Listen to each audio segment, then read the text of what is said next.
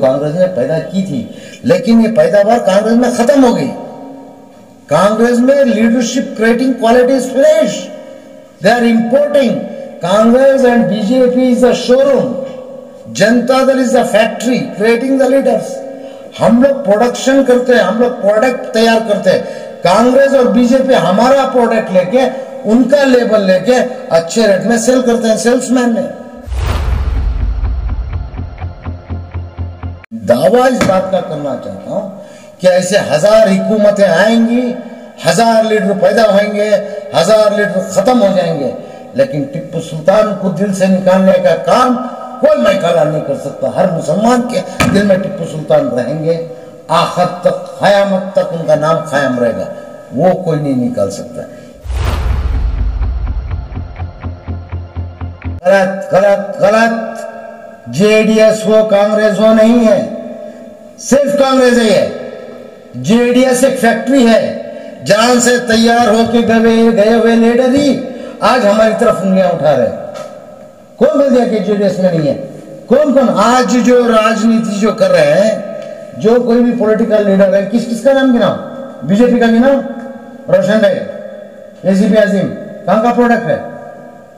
मरहूम कहीं, जिंदा कहीं, आज भी रोटी खा रहे हैं सियासत की तोड़ तोड़ के। कहां से ट्रेन हुआ है? प्लेटफॉर्म किसने दिया? जेडीएस ने दिया है। हजरत, जेडीएस के बारे में ये अल्फाज नहीं बोल सकते। कांग्रेस के क्रिएट किए हुए कुछ लीडर जैसे कि थे जाफर शरीफ, मरहूम जाफर शरीफ साहब थे, आज भी रहमान खान साहब होंगे, और कई हमारे मरहूम अजीज सेठ साहब थे, जिनको मैं भी सलाम करता हूं। बोलना चाहता हूं, मैं खुद ही टिप्पू सुल्तान की जान लिया जी, जान टिप्पू सुल्तान की जो क्या बोलते हैं हुकूमत, जो कुछ भी वहाँ उनका जो बेस था, मैं उसी डिस्ट्रिक्ट का हूँ। और टिप्पू सुल्तान के ताल्लुक से अगर बोलना चाहे तो ये कौन होते हैं जयंती करो नहीं करो, मुसलमानों को फजूली खर्ची करो, फजूल खर्ची कोई आ रहा है बंद करवा दे रहा है, कोई बोलता है जयंती बनाओ, हाल के अंदर एसपी के आगे डीसी के आगे डर के खौफ में रह के जयंती बनाओ, थोड़ा इतना सा करके चले जाना, सब गश नहीं निकालना, धूम धड़ाका नहीं करना, डर की जद में लेके आए जयंतियाँ मना के। तो मैं उस टॉपिक पे बात ही नहीं करना चाहता, लेकिन दावा इस बात का करना चाहता हूँ कि ऐसे 1000 हुकूमतें आएंगी, 1000 लीडर पैदा होंगे, 1000 लीडर ख़त्म हो जाएंगे, लेकिन टिप्पू सुल्तान को दिल से निकालने का काम कोई मैकाला नहीं कर सकता। हर मुसलमान के दिल में टिप्पू सुल्तान रहेंगे, आखिर तक, क़यामत तक उनका नाम कायम रहेगा, वो कोई नहीं निकाल सकता। ये ड्रामा कंपनी, कोई कलर डाल के आ रहा है, कोई विथआउट कलर आ रहा है, कोई जुब्बे में, कोई सूट में, कोई टोपी में, कोई तलवार पटक के, कोई क्या लटक के, ये सब ड्रामे धतूरे बंद करने के लिए बोलो इन लोगों को, नहीं बात करना चाहिए इसको। सर, जेडीएस हो कांग्रेस हो, कोई एक माइनॉरिटी या मुस्लिम लीडर आगे आता है तो उसको ख़त्म कर दिया जाता है। गलत गलत गलत। जेडीएस हो कांग्रेस हो नहीं है, सिर्फ कांग्रेस ही है। जेडीएस एक फैक्ट्री है, जान से तैयार होके गए हुए लीडर ही आज हमारी तरफ उंगलियां उठा रहे हैं। कौन बोल दिया कि जेडीएस में नहीं है? कौन कौन आज जो राजनीति जो कर रहे हैं, जो कोई भी पॉलिटिकल लीडर है, किसका नाम गिनाओ? बीजेपी का गिनाओ, रोशन बेग, एसीपी आजिम, कहाँ का प्रोडक्ट है? मरहूम कहीं, जिंदा कहीं, आज भी रोटी खा रहे हैं सियासत की तोड़ तोड़ के। कहां से ट्रेन हुआ है? प्लेटफॉर्म किसने दिया?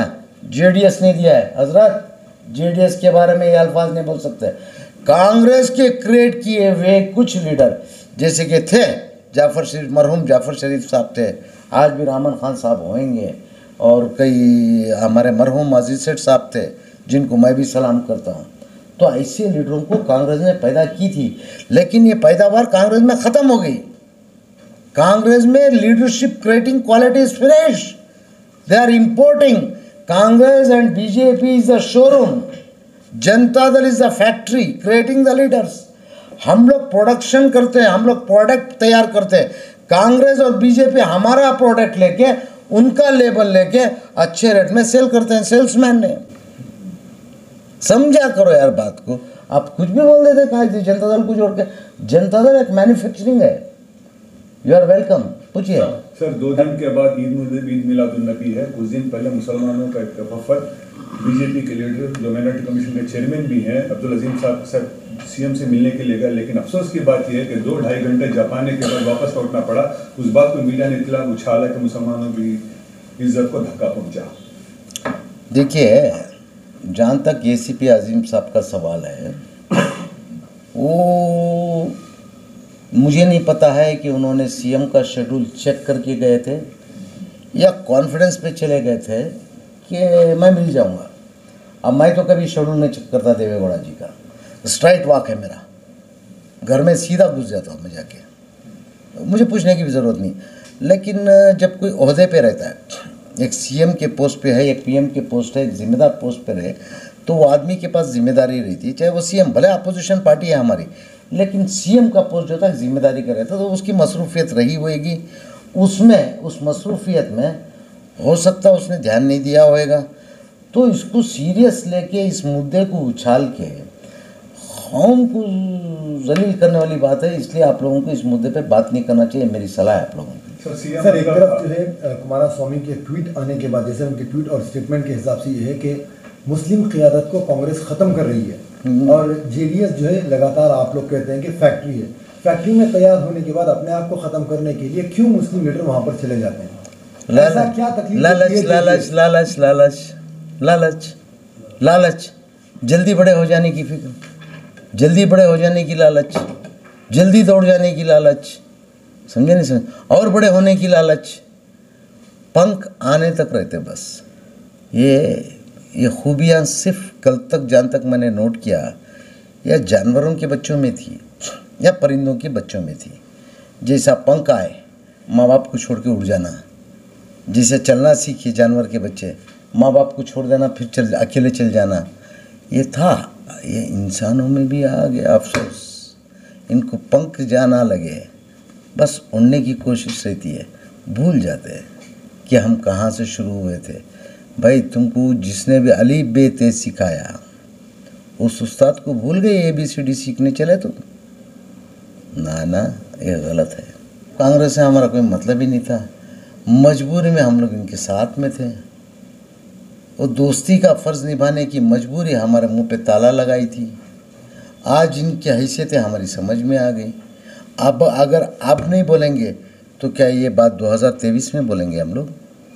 अब बोलना वक्त था, ये वक्त को मुद्देनज़र रखते हुए ये स्टेटमेंट देना ज़रूरी था। मेरी कौम को बेदार करना, मेरी कौम को जगाने का काम करना ज़रूरी था, क्योंकि मुसलमान कौम की ज़रूरत पार्टी में है, जेडीएस में है, और मेरी मुसलमान कौम जो गलत फहमियाँ में है, वो गलत फहमियाँ दूर करने के लिए इस मुद्दे को आज उठाने के लिए ज़रूरी था जो कुमारस्वामी ने उठाया। और ये सही मुद्दे हैं। वो लोग मुद्दों के जवाब देने के बावजूद पलट के दूसरे उल्टे सीधे सवालात करते हैं। बोलो उनको, पॉइंट टू पॉइंट जवाब दो, हमने जो सवाल किया उसका जवाब दो। तो क्यों नहीं सिद्धरामैया जी जवाब दिए कुमारस्वामी को, हाँ या ना में किया हूँ या नहीं, जवाब देना था। इग्नोर के माने एक्सेप्टेड,